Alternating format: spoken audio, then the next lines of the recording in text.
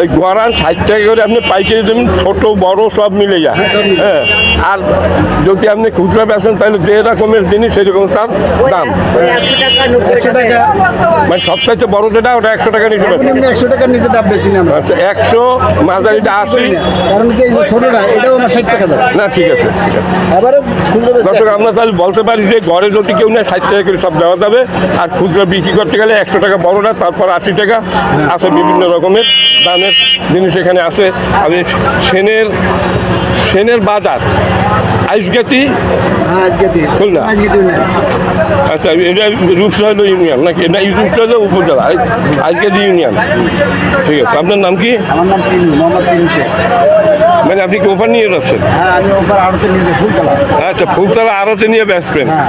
আপনি এই পাশ থেকে আড়তের রাজা আছে ফুলতলা। না, এগুলো কি আপনি নিজে কাইটে নিয়ে আসেন? নিজে কাটাই নিয়ে যায়।